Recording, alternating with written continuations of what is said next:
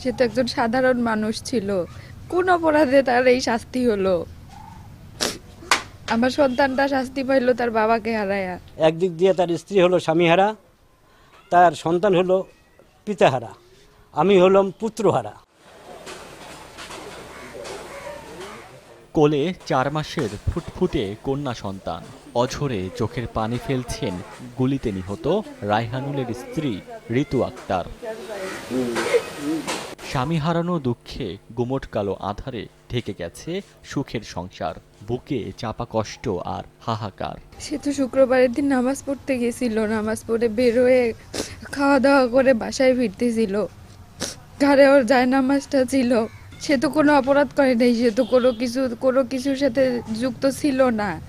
সে তো একজন সাধারণ মানুষ ছিল, কোন অপরাধে তার এই শাস্তি হলো? আমার সন্তানটা শাস্তি পাইলো তার বাবাকে হারায়া। আমি এর বিচার চাই।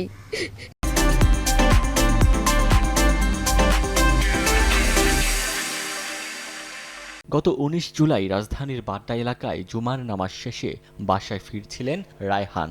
এ সময় আন্দোলনকারীদের সঙ্গে পুলিশের সংঘর্ষ হয়। হঠাৎ গুলি এসে তার ডান চোখে লাগে, এতে রক্তাক্ত হয়ে মাটিতে লুটিয়ে পড়েন তিনি। মুহূর্তেই প্রাণ হারান টগবগে এ যুবক। পরিচয় শনাক্তের পর পরিবারে খবর দেয়া হয়। পরদিন ২০ জুলাই কুড়িগ্রামের নিজ বাড়িতে লাশ এনে স্থানীয় একটি স্কুলের মাঠে জানাজা শেষে দাফন করা হয়। সে চাকরি করে কখনো রাজনীতির সঙ্গে জড়িত ছিল না, সে খুব অরাজনৈতিক একটা সন্তান। সে জুম্মার নামাজ, সেদিন জুম্মার দিন ছিল, জুম্মার নামাজ আদায় শেষে সে মসজিদ থেকে তার বাসায় ফিরবার পথে তার গুলি লেগেছে। আমরা যখন দেখেছি তার মাথায় গুলিটা লেগেছে, একদম চোখ দিয়ে গিয়ে মাথার পিছন দিয়ে গুলিটা বের হয়ে যায়। বাবার কাঁধে ছেলের লাশ, পাহাড় বহনের চেয়েও কষ্টের। বুকে চাপা আর্তনাদ নিয়ে দিন পার করছেন বাবা আব্দুর রশিদ। সন্তান হত্যাকারীদের বিচার চান তিনি। আমার ছেলে ওই একটাই, আমার আর কোনো সন্তান নাই, এবং তার একটা ৪ মাসের বাচ্চা আছে।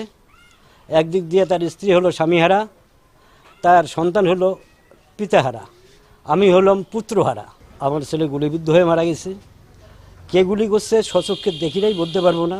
যেই করুক তাকে খুঁজে বের করে তার দৃষ্টান্তমূলক শাস্তি দাবি করি। ঢাকা স্টক অ্যান্ড সিকিউরিটি কোম্পানিতে সহকারী ম্যানেজার পদে চাকরি করতেন রায়হানুল ইসলাম রায়হান। সময় সংবাদ, কুড়িগ্রাম।